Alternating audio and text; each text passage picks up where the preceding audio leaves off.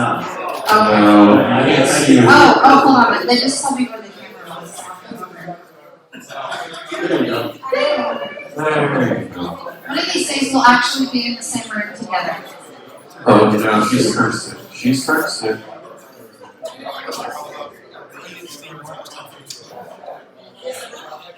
What?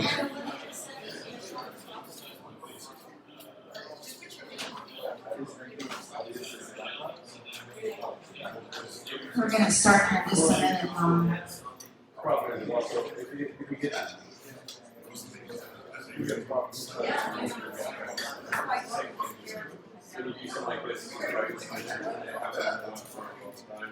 People like Don is like carrying us through the microphone, and then we're pumping giant speakers, you know, through. So he can hear us distorted no matter what. And then the flip side too is also he's going to sound a little distorted because he's also going through our lovely speakers, and he's going to hear himself. So it's like, you know. He's gonna sound a little weak for himself, even though we think he sounds good. He's gonna hear himself and go, yeah, it sounds like Sorry, Now, there whoever was this, who said this talking just now? Who was it? That was Michael. I'm the easy guy. So Michael, I heard you perfectly. He's got a mic. Can you hear me perfectly too? Yeah, you're echoing. You sound like you're Because I'm probably too close to his mic. Is that better? Yeah, it's about the same. Oh, okay.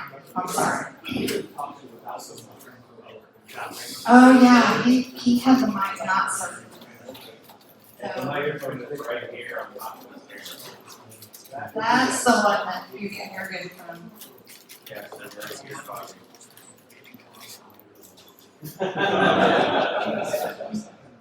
I'm on the room mic, so. Sorry, I know it's a little weird. Ladies and gentlemen, we are about to begin. And I know you have all these lovely conversations happening in the back. As always, please don't have your droids go off in the middle of this recording, and please come and join us, because Nancy's great. You'll enjoy her lovely, lovely presentation. Thank you. Don't make me use my teacher voice back there, y'all. You have angered the minister.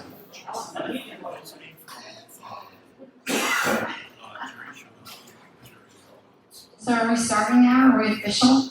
We're official. Let's go. All right. Hey, y'all. How you doing? Oh, so fun.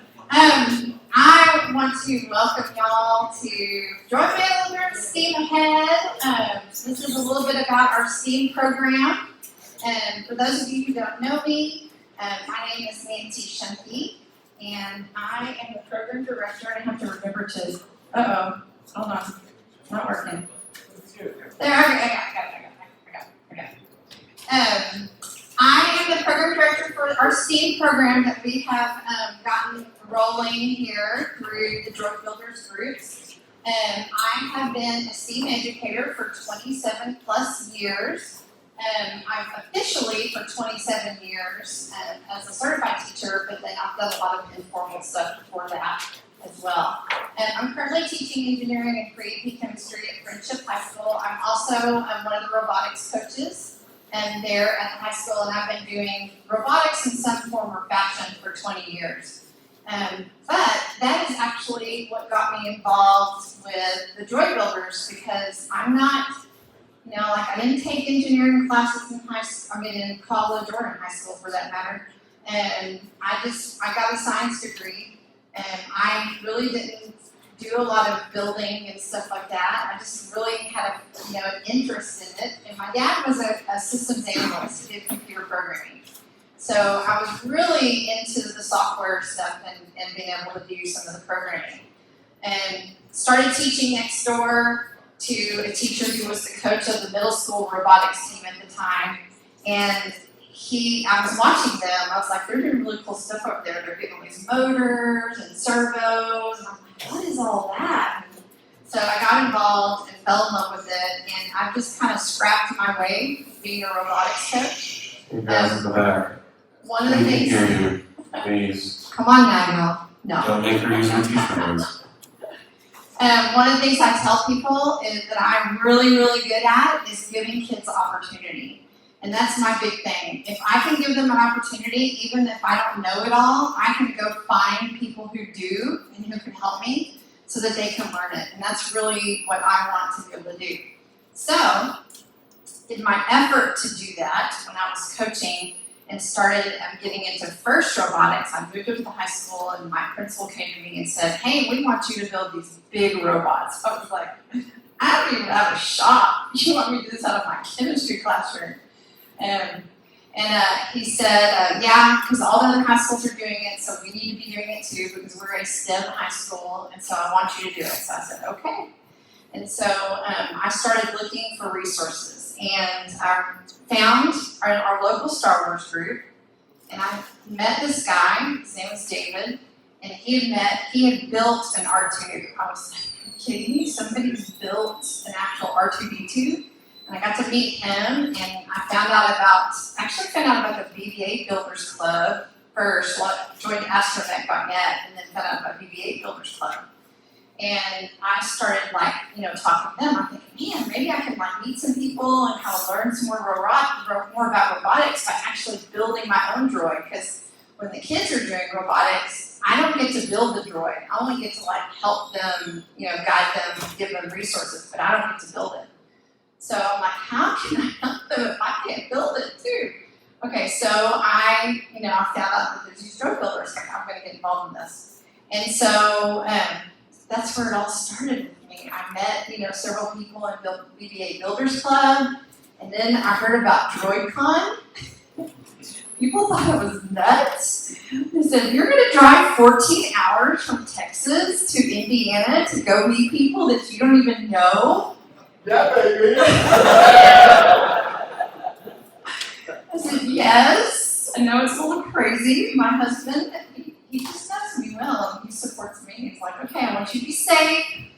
Yeah, so I will, I promise. I said, I've talked to people online. They've all been really super nice. It's going to be in a public hotel. It's not going to be on anybody's house. So here I am. We kind of move things around, so I'm going to introduce you to Dawn in a little bit. And then know that you have, I've already gotten off track on my presentation.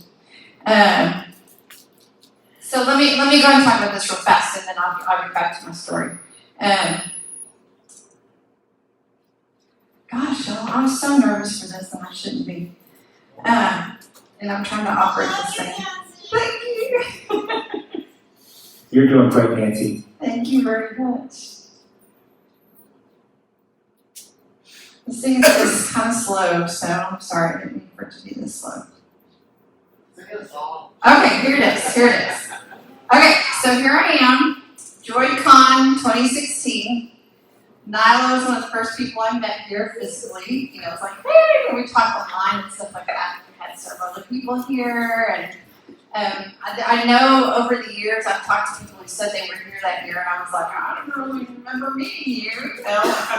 Yeah, because I was just kind of this little close-knit circle of people and trying to figure my way out. But I was totally nerding out, seeing all the droids, like some of y'all probably are, because it's your first Droid Con. And I was like, I'm going to learn this stuff. So I had actually printed a BB-8 dome. It's absolutely terrible now that I look at it. But I brought it. I said, I may not have a droid, but I'm going to bring what I have. And I mean, it was amazing. All these people jumped in. If you know Brian Reinecker, he went and bought me primer, and we actually sanded it and primed it. Went out there and we're spray painting it and everything. I mean, everybody was jumping in and helping me and just being really encouraging, and that really just tremendously impacted me. So that's kind of how this journey's begun. So I'm going to tell you a little bit about STEAM. I'm going to go back to the story and kind of tell you how we have come to where we are right now with STEAM, and how all this plays in. And then what direction that we're going, or we hope to be going with this program. And we still don't quite know all the answers to that, but that's what we're going to talk about today with this. And then I also have some things to demonstrate for you through the course of the weekend. So let's go back a minute, and as you've already heard a little bit, we have a guest that will be joining us on the call, and that is Don Bees. Hello again, Don.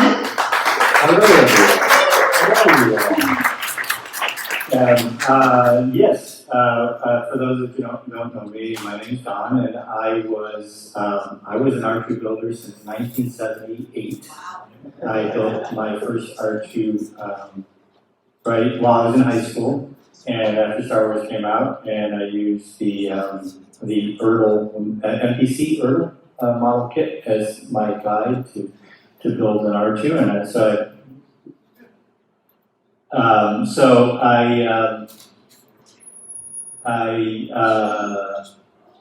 built, sorry, there was a distraction there. I built my own R2, fully functional RC R2.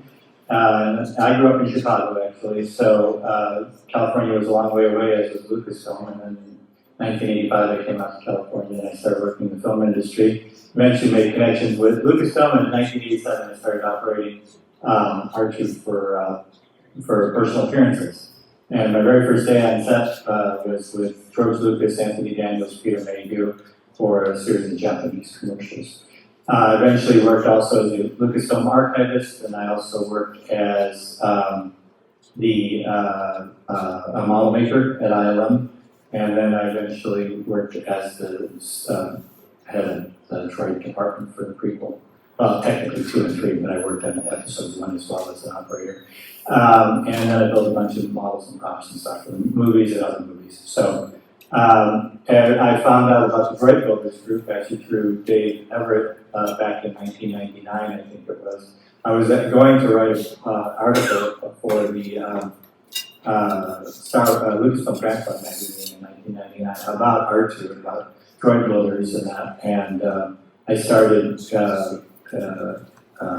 researching, who's out there, and through several instances I came across the R2 Builders group and Dave Everett. Actually, the first contact I had was with, I can't remember his name. He's a German builder. I'm not sure if he's actually part of the Builders group anymore. But he was the first builder I saw that had completed an R2. Obviously, there had been more at the time, but he was the one that I first saw. And I got to meet him in Germany at a convention in 2001, I think it was. And I can't remember his name, I'm sorry. Anyway, so yeah, I was part of the R2 Builders since the early 2000s.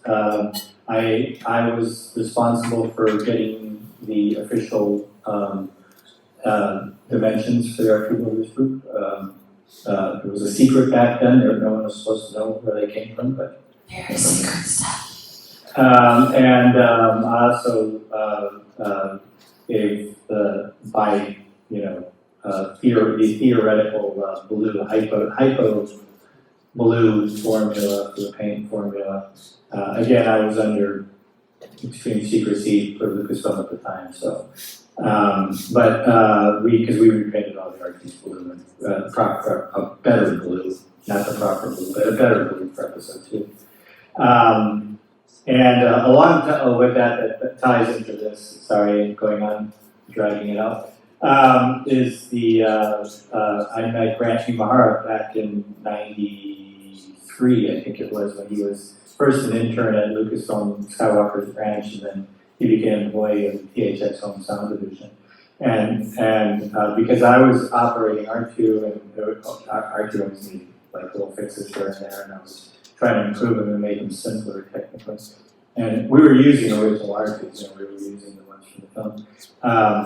I met Grant and found out that he was a electrical engineer, and he was a huge fan. So he came, I brought him over to the archives, and he helped redo the electronics on the R2s, the personal appearance ones that first we only had one, and then he actually got a second one together, so we had 2 going, because in the mid-90s it got busy with character appearances, so we could send an R2 from, to different places at the same time.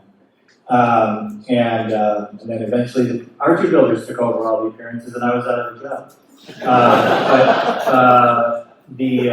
So Grant was integral in getting those going. He also happened to be the right size for C3PO, so we used him for C3PO and a bunch of commercials and personal appearances. He's actually even in episode 2. And then we brought him over, Nelson Hall and I. Nelson and Grant and I were the official R2 operators for Lucasfilm. We brought Grant over to ILM to be a model maker. He did a lot of the electrical stuff for ILM. And then when we had our big redo of R2s for episode 2, Grant was integral in streamlining all the electronics and programming the remotes and everything. I know none of that, so I'm in awe of any of you that can do that. So you guys, and your R2s are far better than anything we had in the movies. So Grant it came over to ILM, and then he eventually met up with met Adam Savage, and Adam was working at the model shop, and Jamie Heineman and Troy Belici, and eventually moved over to Mythbusters and then became famous. So that's where we are. And then when Grant passed away, his mom asked a group of us that had known him for a long time to help her form the Grant Niemeyer Steam Foundation. And that's what brings me here to this Nancy's talk today. So I'll let Nancy take over from here. So.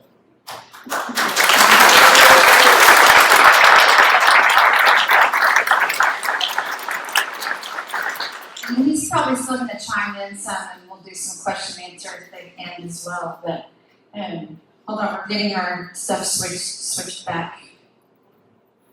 I was going to say how big Ben's part of it.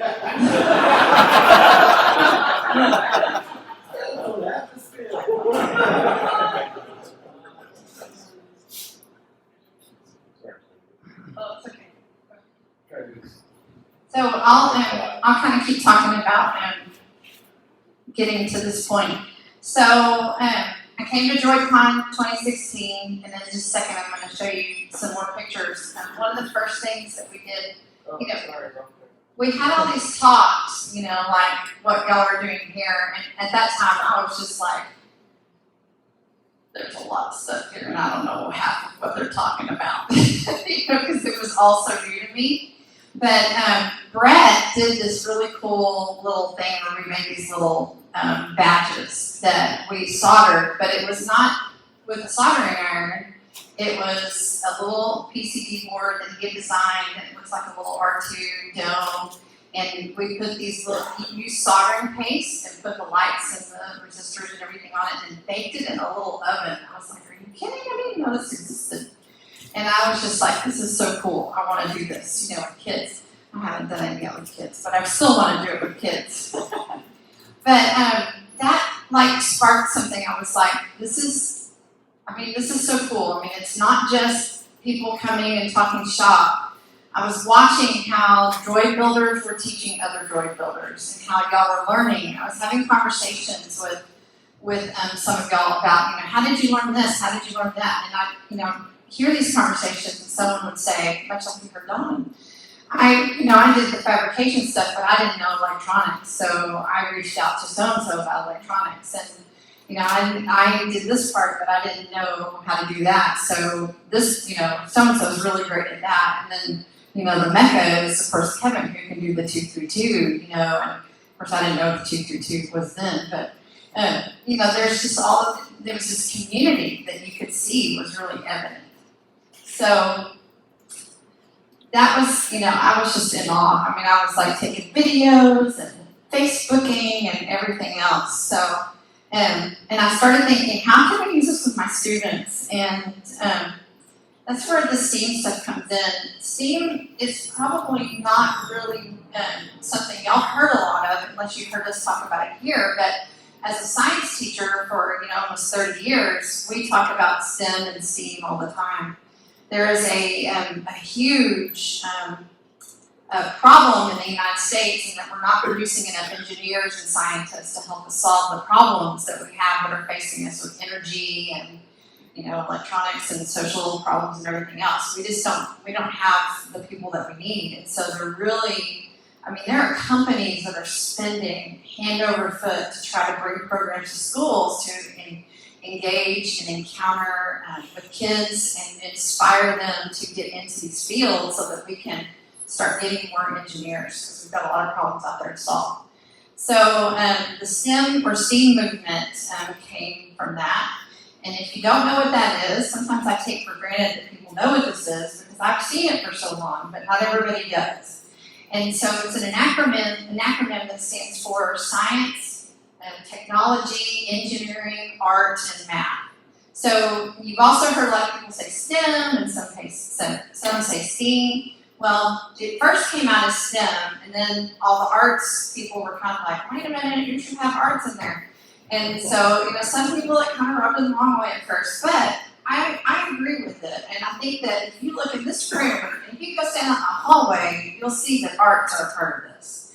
Because you can see how each of y'all created all these, really unique paint schemes and, designs and mashups and everything else. I mean, you are doing stuff that is science and technology, but you're also bringing artistic flair to it. And that's what the movies do. They provide a lot of that also. It's a vehicle for engaging kids into these things, especially into fields that sometimes it's difficult to engage kids into. So, we are embracing the arts part of that, and there's a lot of it evident. Oops. There it is. Okay. So, what exactly is STEAM education? It is a multifaceted approach to learning. It's very hands-on, minds-on, engaging type activity. So even though I'm sitting here giving you kind of a lecture, it's something that's usually very hands-on. It's not going to be just somebody just standing up and talking all day. They are actually doing activities, and it could be short ones, could be longer ones, problem-solving type things. And as I said, it's critical to the development of our society and the problems that we have to solve in the future. So, how it all began, we talked about Droid Con, coming to Droid Con and seeing all these amazing things. And there's the pictures from 2016 when I was learning how to do that cool little badge you can see there that Brett designed. And again, I was just blown away. And that's his electronics slide right there where he had all the wiring and what everything was to make the badge. And blown away. It was just so cool to see that and see how it all worked and everything. So from there, I got invited to join the yearbook team and then to come and help at Celebration. And I came and worked as a room captain. This was really fun for me for a couple of reasons. I mean, obviously because it was Star Wars Celebration. I mean, I never really knew this existed, and I'm an OG Star Wars fan. I mean, I am old enough to have been there when I was 7 years old, and so I was just kind of blown away. And I put this picture on here because of R2, but also Obi-Wan, if y'all seen him in Celebration, I found out after Celebration that he's actually lives 2 hours from me. He is in our Star Wars group. He's up in Amarillo. And I knew his son, but I didn't know that was his dad, and Obi-Wan. I was like, Obi-Wan's that close to me. So anyway, but we saw all the droids and everything. Of course, that's Tom's right there, his R2. And I also got to meet Matt Ditton and Lee Towersy. So that was really fun. Matt came in, and of course, this is like, when Force Awakens came out. I was in the BB-8 Builders Club, and he sat down with the builders that were there and had a conversation with us, and I was like, this really happens? It was just really cool. And one of the things that really impacted me from talking to him, I said, tell me, what do you think I could do with kids to get them involved and get them to do things like you do? What would they need to start learning? And one of the things he said was, just start playing with Arduinos. And so I was like, well, I can do that, So again, little things that are being planted in my mind. Came to Droid Con 2018. And we had a soldering workshop. A soldering workshop, yeah. So this was a little soldering project that we had, and there was another Paul that actually brought these. Paul Gentile, who's not here this time, but so we had this cool thing, and Steel had one of the sponsors that provided all of the supplies. It's the same stuff that you probably see out there. And we got to make these fun little robots. And I was like, okay, so I'm learning so much. And I already knew a little bit of soldering, but I really learned a lot more because I did some more complex soldering with this project than I had before. And, you know, so many things that I had to do as a teacher, I kind of had to learn from videos. It's a lot different than when you have people with experience right there showing you how. So that, you know, y'all have been forming my education to help with kids just on this. So, one of the things that I want to tell you as I'm showing you these experiences, and I know how y'all talk to each other and teach each other, that being a droid builder naturally makes you an advocate for STEAM. You are advocating for this, and a lot of you might be in STEAM fields. Some of you are engineers, some of you may be computer programmers, some of you may design airports, you know, all kinds of stuff, and some of you, you know, may work at grocery stores or, you know, work at a college or whatever, but you have an interest, and so you're going out and you're learning, and you're trying to learn from others, and you are promoting these fields. So that makes you a great advocate and somebody to go and teach others, not just amongst yourselves, but also in the STEAM environment with kids. So, okay, now, why is there a picture of Steele and I knitting in this, okay? So, so this is where it really started happening. I brought my knitting, and I found out that Steele also likes to knit, and I was like, okay, we are really best friends now. And, and I was working on some projects and brought them with me. What was that? What's up, my nigga?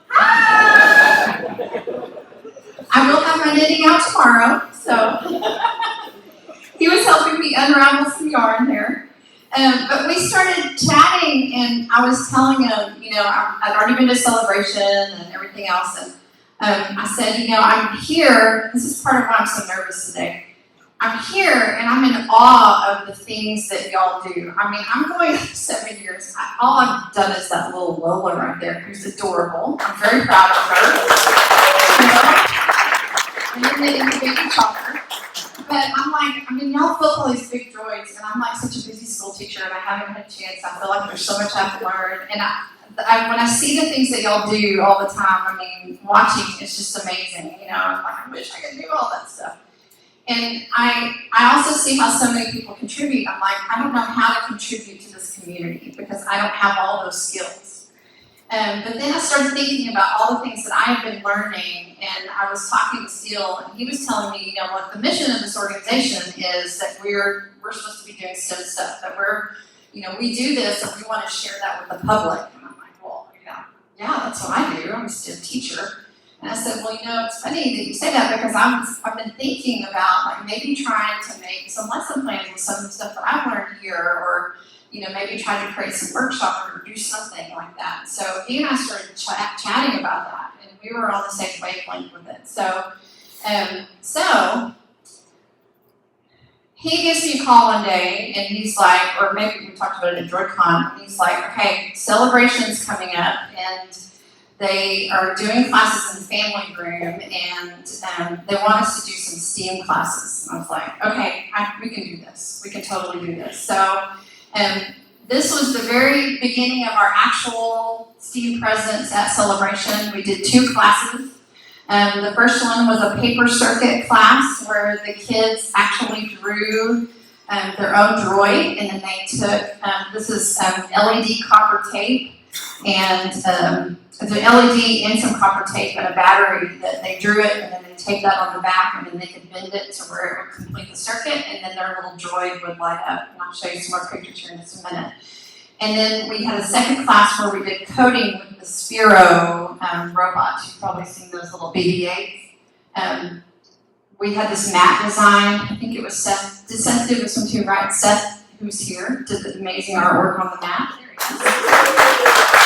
So we had this really cool mat, and it was this neat little path for the BB-8s to drive around on. It's Jakku. It's called Escape to Jakku. So it was really cool. I mean, I was like, oh my gosh, this is so much fun. So it was very, very well received. So, I mean, how much do you love this? She's dressed like Sabine, Art, and Steve, and she's drawing her robot and everything. I mean, it's so cool. And so there's her. She kind of made a little cat bot, and there's this little eye up there. And then these kids were making their own too. And I mean, we had a really good attendance on that. We had really great attendance on those and a lot of great feedback, just, listening to people talk about how much they enjoyed it. And again, these were just two, everything's falling around me over here. 2 classes that we did, so very well received. So, of course, we all know what happened in 2020, but we were planning on doing STEAM at the 2020 event, and we started talking, and I said, hey, let's do, we're going to try to have something more than just 2 classes. I was like, still, I think we should do like a make and take room. We can have a room where they can come in and do activities, have several different things to offer, And then when everything got canceled, we had more time to plan.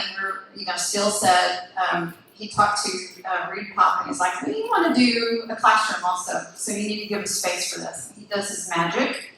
And then I started panicking. I was like, I gotta come up with classes and all this making stuff. So, but anyway, we did. We actually had 2 rooms, and we also put together a team. And so this is our amazing team, and they're not all here. Josh was supposed to be here, but had a conflict. But these are educators. Y'all might know Anna Linhart Murray. She's a Droid Builder. And then Josh Montgomery, he was actually here at 2016 Droid Con, but we did not meet. He was like here for a day, so we didn't actually meet till later. And then Jay is next to him, who's one of his best friends, and he asked if he could be involved, and he's been fantastic. And then Kevin was actually referred to us, wasn't a Droid Builder then, he's actually building one now, but through David Castellano. He knew him because he taught his kids. Kevin taught his kids, and he was like, I think you would really like this. And I can't tell y'all, like, the magic that this team is. I mean, it's just the way all of our personalities gelled, and the way we work together, it's just been really fabulous, and they've been a great group to work with. So we started planning everything and getting everything going, and I think it was pretty successful. We had a STEAM activity room, and again, that was a make and take room, so you could go in and do different things. So we had like these 5 tables. We would rotate some of the activities. Some of the things they could do, like one of the things that was really popular was this little mini lightsaber. So they would go in and cut the straw, and there's a little battery in there, and then when they squeezed it, the little lights would come on. They went nuts for this. The kids loved this. I mean, the adults did too, So that was one thing that they made. And then another thing that we did were these, which is kind of hard to demonstrate, but I'll pass this around if you want to look at it. It's just a toothbrush head, and we cut the ends of the toothbrush off, and then you put a cell phone vibrator battery, and then of course a battery, and it's just taped on here. And then when you tape the battery and complete the connection, this thing vibrates, and when you put it on the right surface, the little bot just kind of, kind of like a, what are those things called? Bristle bot.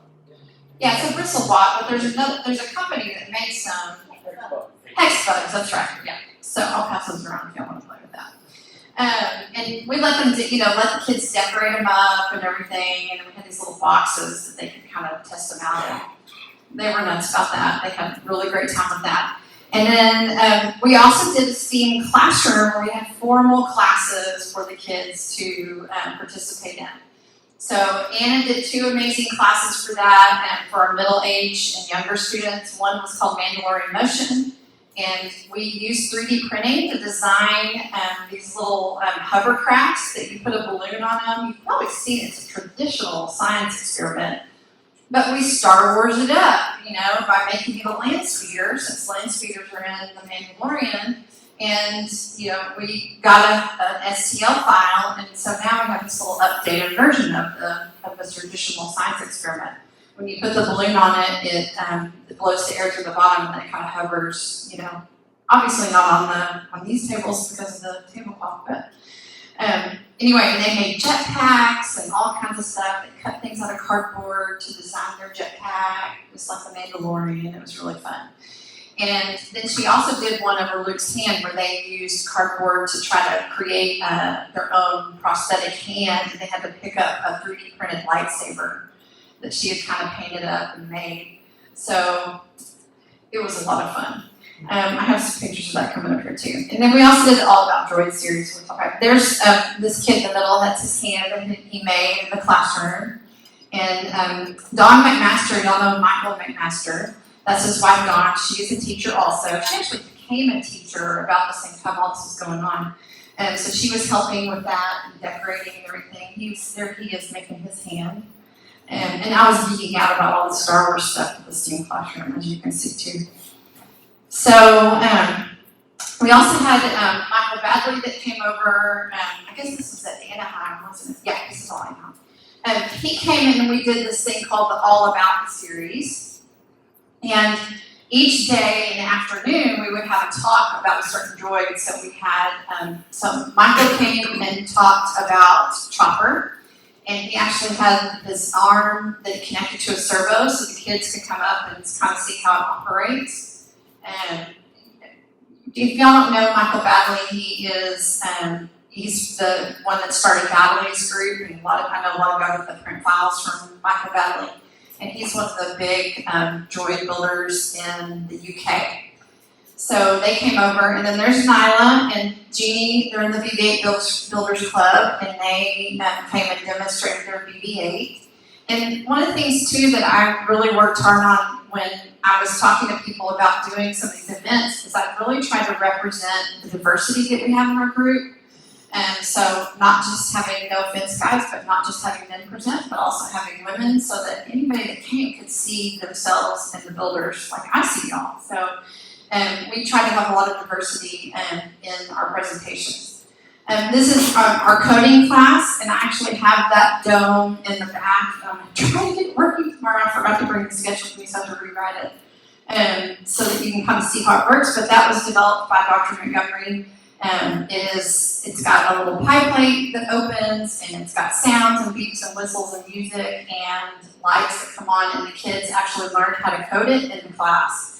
And that was quite a trip, having 25 R2 domes going off at the same time. Not unlike what we do here, but it was quite funny.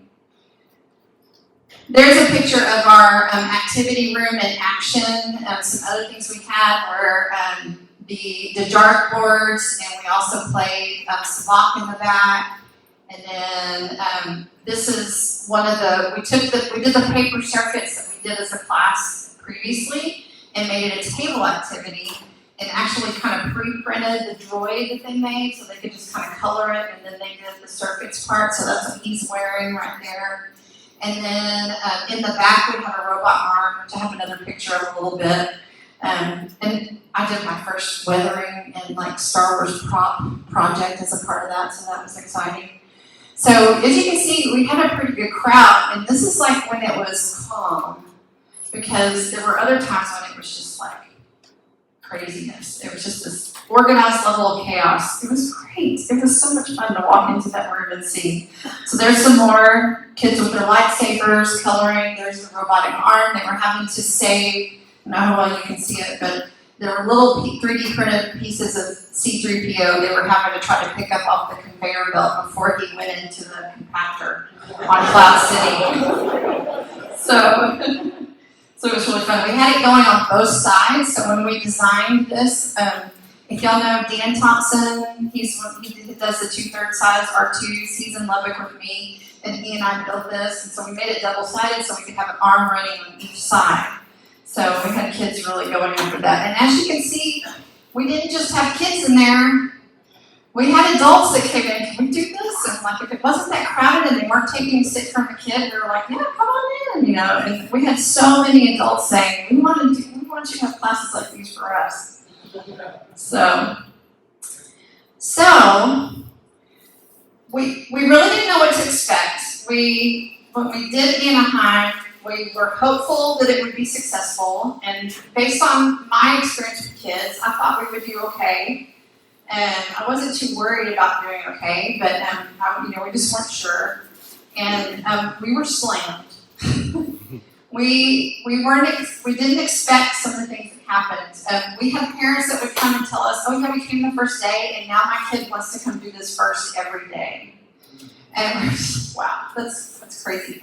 The kids were wanting to come back every day and come do the activities. We had kids that were coming to every class that they could.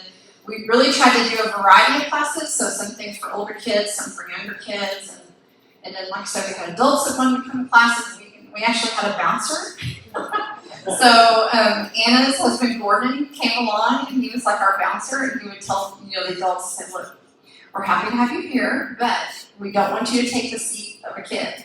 So we're going to make sure that all the kids have seats, and then any extra spots that are open, then we'll let adults come fill in. Otherwise, you can come sit at the back and listen or whatever." So, but it was very, very well received. And so that is when Dawn comes in, because I didn't actually get to meet Dawn at Celebration, but I couldn't get into the room. They wouldn't let me in the room. That's right, I think the bouncer stopped him from coming in. And yeah, we didn't actually get to meet at Celebration, but he and Michael Badley started talking, and then also Josh Montgomery talked to him and got to see some of the stuff that he was doing. And then I got to talk to him on the phone later, and he said, this goes along with what the Great Emma Harstein Foundation wants to do.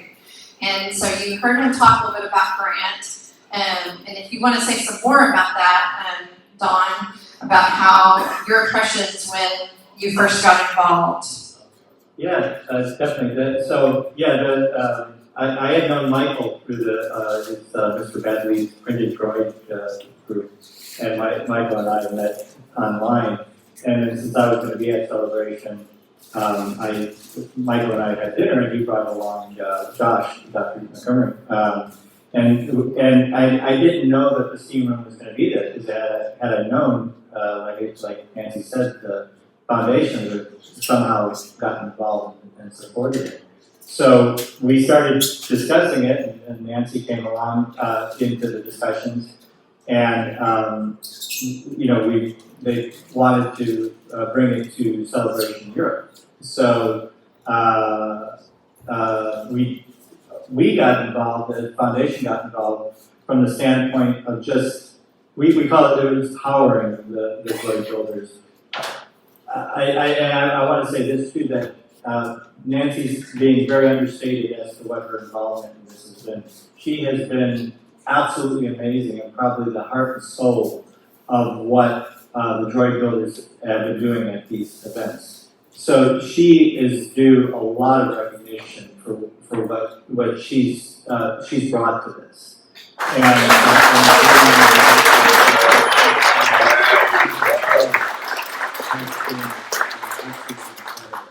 So yes, she definitely deserves a round of applause. And so we created this amazing core team of Michael Badley, Michael Pearl, and Nancy. And we kind of, it was funny because Michael Badley and Nancy kind of helped. Michael was the boots on the ground person in the UK to do all the arrangements. We shipping stuff to him. He was picking up supplies and everything. Nancy was handling all the curriculum, all the educators. They were meeting weekly going into this thing. And Michael was just amazing as well, handling all the logistics from a business standpoint. And I was simply there just to be the bad guy with Repop. So I was just there to make Repop listen to us.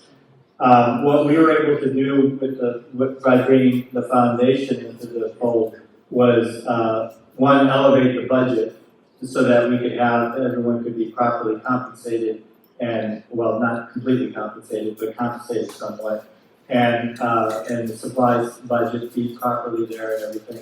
And they tended to listen to us more, I guess, well, maybe because I was just a jerk to them, but we were able to bring that to the table, and as Nancy did state, that this was totally in line with something that Grant would have loved to have been involved with. He was heavily involved with R2 building. He built his own R2, he built his own BB-8. He knew a lot of these people. He knew a lot of the Droidbuilders and that. So, and then he loved conventions. He loved cosplay. He loved fandom. So this was just like a perfect marriage of the two groups. So I'm not sure what Nancy's got planned for the rest of the discussion here, but hopefully going forward, we're going to continue staying involved as the foundation to help power the Droidbuilders group going forward. But I'll let Nancy take it. Thank you, Donna.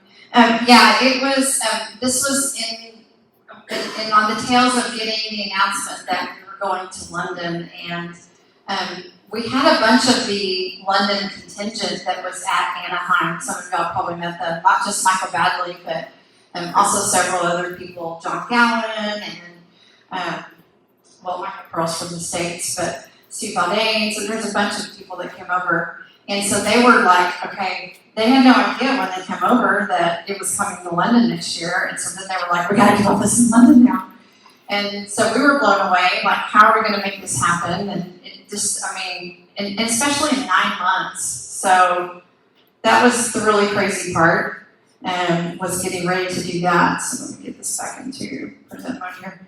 So we got everybody together. There's a picture from London of all of us except for Dawn, but we did have Fawn Davis, who y'all might recognize from BattleBots and everything. He came as a representative of the foundation to London. Okay. So that we could get a picture together and everything. So there's our steering committee that Dawn was talking about, that we kind of helped oversee all the negotiations, because as I know y'all probably heard from Steele, working with Repop is difficult, especially now that Mary's not there. What's that? It's a blessing. It's a blessing, that's right, it's a blessing. Yes. So you do learn a lot from challenges like that, so it is a blessing. So we got going, and we were going to London. So there's the STEAM team and Neil, who tagged along with us when we were sightseeing at Canary Wharf, where they filmed part of Andor. And just all of us not believing that we were actually there. Again, in a new country, not knowing how everything was going to work, we used the same model. We did the activity room, we did the STEAM classroom, and one thing we got to try out, which was amazing, was the Pinewood Talks. Since we were right there in Pinewood's backyard, and Lee helped to arrange to have several of the model makers, fabricators from Pinewood that came and gave talks for us in the afternoon. And they were amazing. I was very fortunate to get to coordinate with them, and so I talked with them several months and weeks in advance, just to kind of, say, hey, how can I help you? Give them guidelines on how to prepare their talks for kids, answer any questions they had, and then kind of, visit with them about what to expect.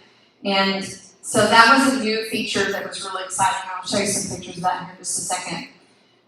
From the get-go, we were slammed again. It was crazy busy. And there was one thing that was really nice, and I want Steele to hear this so that when we negotiate in the United States someday in the future, we had a much bigger room in the Excel. I'm sure some of that was the venue, but we had a much bigger room. And one thing that was cool that you'll see pictures of is that we got to have more of the droids in the room, interacting with kids while they were doing activities, and that was really cool. Like, David brought DJ Rex in and was talking to the kids, and then they brought Cy and Chris brought in BB-8, and there's several other droids that come through, and there was just more room to kind of breathe and do that, so that was really cool. So here's some families working on, and we repeated, since we only had 9 months, we repeated some of the activities, but we also had several new activities. And we also transitioned some activities to try out some different things. So we did a 3D printing class with the kids, and kind of learned, showed them how to do modeling on Tinkercad. which is one we did at both events. We did the lightsabers like we did before. We did a new version of we had a cup that was a robot that we actually 3D printed and put pins in and had a little vibrating motor on it so it would kind of draw on paper. And we made one before with pool noodles, and then Kevin just went to town and remodeled it and did it better for the next one. And so we also had the droid races with the mini droids. Y'all had a scene that Battle has, and made a little a little racetrack, which was really cool. So, and then also J.D. Parr, if you know him, he did an actual game this time, a computer game that would teach coding, and it was through Unity software. So that was something that was really cool that we were able to add. Here's from the Pinewood Talks. Lee and Sam are in this picture. They came out and showed, I would have been really jealous of this, but they actually brought some of the robots that they've been using, some of the droids that they're using from different series. I don't know which ones. I can't tell you which ones, you can probably guess. And I can't show you pictures of them, unfortunately, but there's one little part of it right there. I can't publish those pictures though, but they came out and they let the kids see them, and they showed them how to operate the RC controllers and how the movie magic is done, and so that was really cool. Like this particular robot or droid that you can't really see was actually on a pole, and it was covered with a green fabric so they can green screen the pole part out. But it could rise up and down and go left and right, and then also different parts of the actual droid could move. And so that's what he was showing him how to do that. So that was such a really neat experience for the kids. And we also had Thea, who was a fabricator. She came out and talked about how they take these creations and then bring them to life on screen. And so she had kids like draw creatures that they thought might be able to become fabricated. And so it's really fun to see the kids engaged in that. And then I really love this picture with Matt. I love it for two reasons. First of all, that Matt wore his onesie for the team talk. I was like, that's magic. That's exactly what you got to do for kids, and I love it. But also, this young girl, I had several conversations with her. She was so sweet. And, I look at that picture and I've seen kids like her. She's the kind of kid that sometimes people don't understand, but she's exceptionally brilliant. And you can tell that right off. And so she was having this whole conversation with him about she wants to be an electrical engineer. And you wouldn't know that by looking at her, but she was like at every class we did that whole weekend. And so it was really fun. And that's one thing I love about this program. And I love about y'all because you meet the needs of kids that may not always fit in other places, that don't like to do the traditional stuff. And that's what I think this program is so important for, because you are going to meet those opportunities. And again, it's about giving kids opportunities. So at this event, we worked really hard to get feedback so that we could get that to use in the future programming. We did an online feedback, and we also took some paper feedback, and I digitized all those when I got back. And we only had one negative feedback, and it was because we purchased these hot glue guns that were a little too hot, and they were low temp, but they were just a little hot. But even that one was really mild, probably very English, because they were like, yeah, you might want to get glue guns. They're not quite so hot next time. They weren't mad. They were like, it's okay. But it was just so nice, but that was everything else. If it was in the U.S., they would have sued us. Yeah, probably. Probably so. But anyway, they were just so nice. I mean, we did everything. We were like, tell her, don't forget you're using hot stuff and everything. So we covered ourselves safety-wise, but even with that, they were nice in their comments. And we overwhelmingly got fantastic feedback about how much everybody loved it. They had one that said it was the best thing at the convention for kids. It was a great space to get away from crowds, to learn something new, and most of all, have fun. Very inclusive, things to do for both my 1 and 4-year-old, plus lots for older children and teenagers. Fantastic space with lovely staff, thank you. The kids had a blast. We need more activities and events like this during celebration. As an adult, the time spent was a good reminder on why we all love Star Wars. Thank you. I think I about cried when I read that one the first time. They enjoyed coding, droid races, making droids. That one is actually from one of the kids that participated. I loved everything. Thanks a lot. May the Force be with you. And then this one, we return every day to the STEAM Academy room, sometimes multiple times. Our children, 12 and 9, especially enjoyed playing the 2 games, and the staff were absolutely amazing at providing entertainment and enjoyment. We were really impressed with the provision in this room. Thanks for making our celebration so much fun. So we've done this twice now. We know it works, and so we're trying to continue to build on that.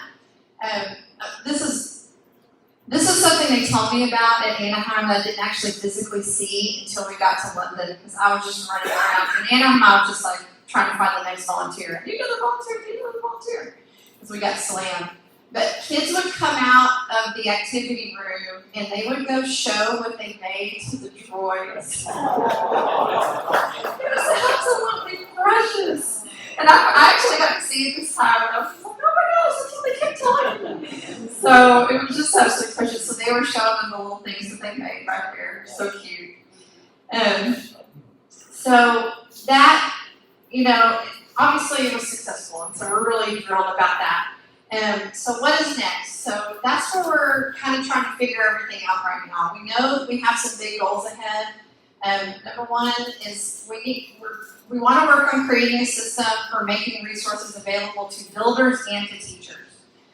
This is something that's always been in our minds that we have been wanting to do, and we've actually been writing up plans, and we've done a lot of the written work just in providing these activities, but we didn't anticipate to have a 9-month turnaround before the next celebration, and we kind of had to put all that on hold to get ready for London. So now that we have a little time, we're going to try to get this system in place, because we get lots of requests. How can I do this at our event? How can I, bring this to, we're going to do this little builders event. How can I do that? So we're going to try to get some feedback from y'all on that, but we're going to make these things that we've been curating, because it's not all stuff that we've made. Some of it's things we find on the internet too, or that we put our own twists on, and some things we have created.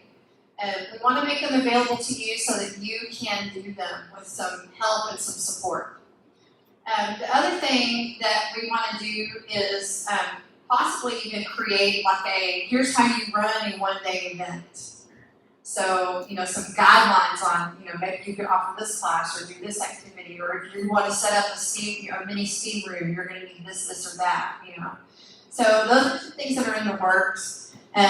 Developing a resource kit for builders to use at events. So this might be something that you could order, say if you want to do an event, you might have, hey, here's a kit to do, 1,000 mini lightsabers or whatever. And then we're also going to need your help, and one thing we're going to work on is developing new ideas for classes and activities at future events. And then, of course, the big thing that's looming is Japan. So y'all heard that they've announced that it's going to be in Japan in 2025. There's a couple of reasons why. We're on this, this train, and we're so excited and enthusiastic. So we want to take it to Japan, but there's obviously a lot of logistics there. And so also, and Dawn can talk about more of this in a second, but Grant's mom, Carolyn Imahara, she's the one they kind of report to on this foundation. And when she heard about Japan, she was really excited about that, about us possibly doing this out there too. So we're going to need some creative folks to support and help us figure out how we're going to do that. So that's what we have looking ahead. So here's where we need your help. Again, one of the things I want to continue to do is leverage the resources in the Droidbuilders. Something that I've talked, I know Dawn's heard me talk a lot about it, and I've been very passionate about, is especially as we develop this partnership with the Grant and Mahara Foundation, is that we maintain this relationship with Droidbuilders, because what is so dynamic is when you go in that room, it's not just that the kids are doing the activities, it's watching the builders lead the activities. I mean, I would walk in there and I would see these builders sitting down with kids and just patiently showing them how to do this and how to do that. Oh, you don't want to cut that that way? And make sure you turn the battery on the positive side. And watching them interact with kids, it was just beautiful. It was amazing to see so many of y'all doing that, how you interacted with and taught what you have learned. And, you know, I venture to say that for a lot of people who did that, it's something they probably learned from fellow droid builders first. Or it might have been something that they learned from their career, but a lot of them had done it just by participating in this club. So y'all are vital to the success of this. This does not all happen because of me. I just am the one that kind of said, hey, let's do this, and then y'all will shine, you know, because having all the Droid Builders there and volunteering and sharing the things that you created, I mean, like the domes that Josh has created, he's on the world tour with them right now. I mean, he's done all kinds of coding challenges with them. They've been wildly popular. Some of the new things that I had to set up at my table, and as we go through the weekend, I'll be happy to demonstrate some of these. Michael Badley made this little robotic arm right here, and again, it's an Arduino sketch, and it's little S90 servos. So this would be something that would be easy enough that builders could make this and take it and set it up with their tables when they demonstrate things that you're doing also. So there's little things that you can do. And then I know that there's those of you out there that probably have more great ideas like this. You know, I'm a school teacher and I can't learn all the stuff that I need to come up with all these ideas. But I can talk to y'all and you may have an idea of something and I can help make it education friendly. That's where I can give back to the community.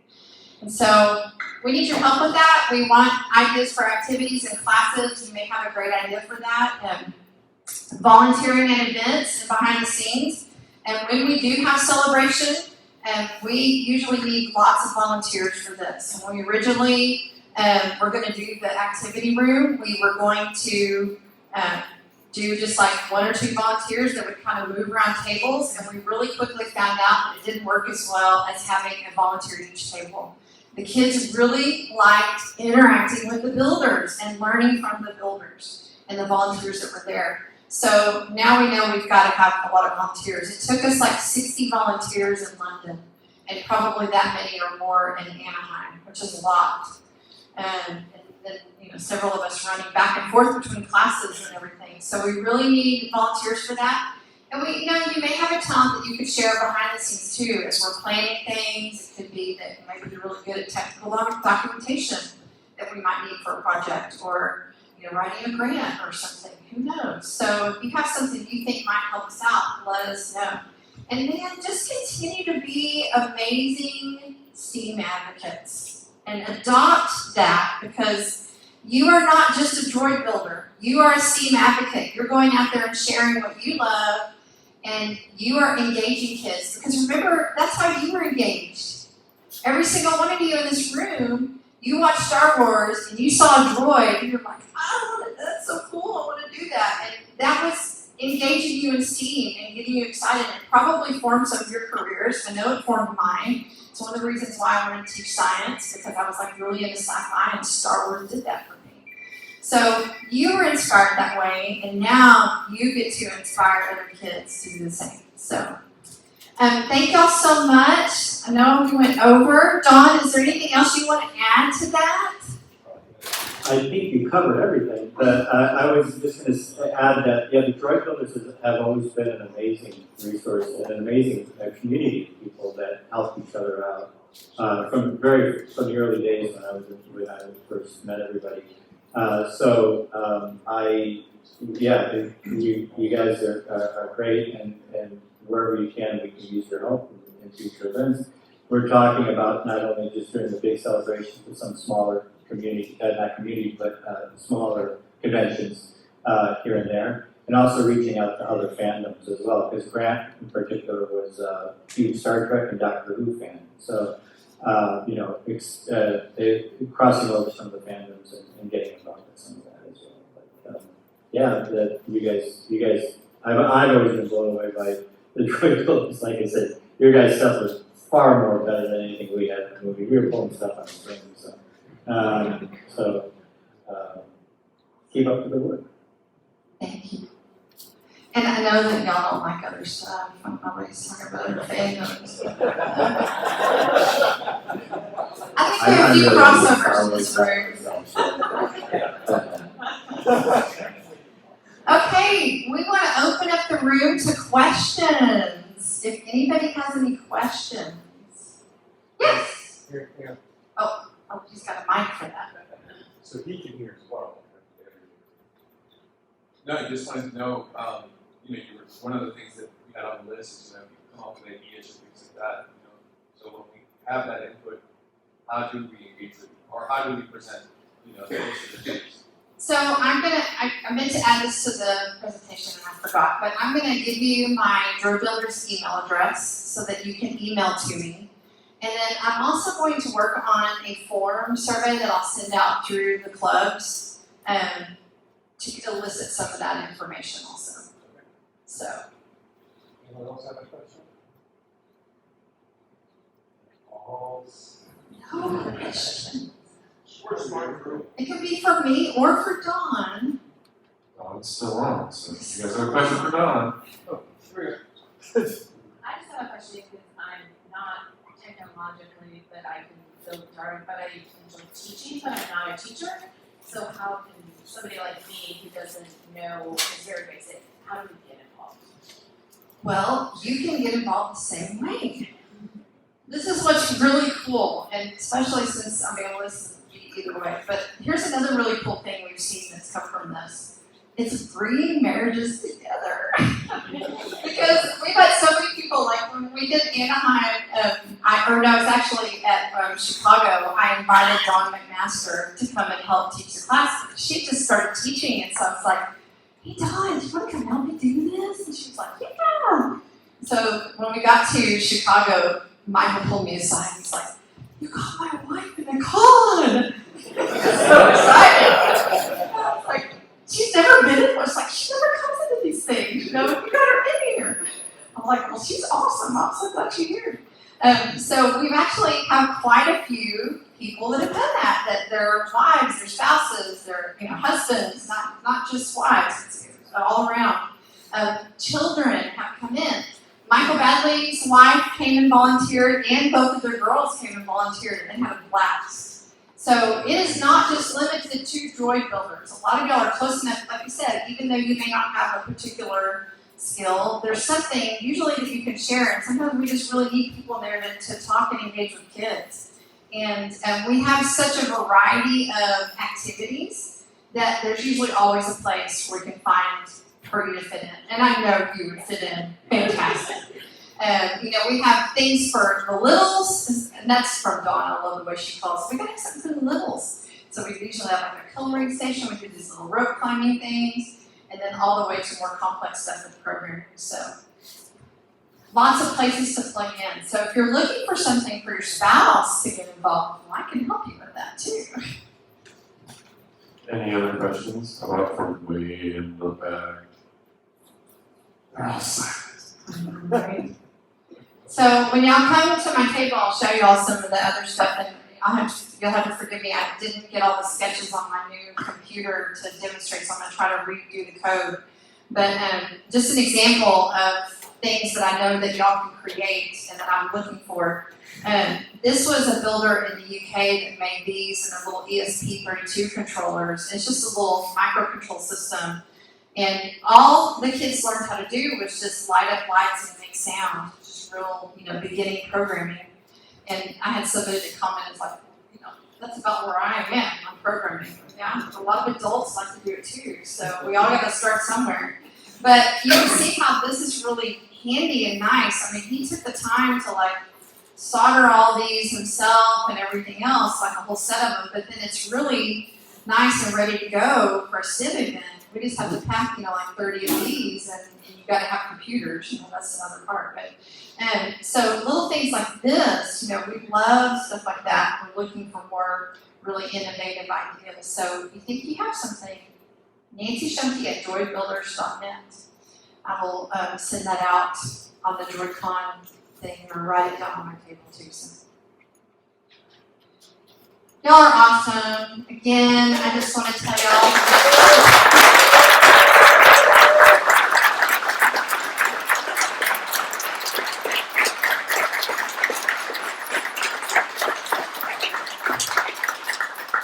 thank y'all again so much. Like I said, I came here, I was just in awe of everything that y'all do, and everybody's like, why are you nervous? Why are you so nervous? I'm like, well, this is why, because I just cannot believe I'm here doing this and getting to share with y'all like this. But it's been an absolute blast, and let me know how you can help, and let me know if I can help you with anything. Any final words from Don there? Dawn?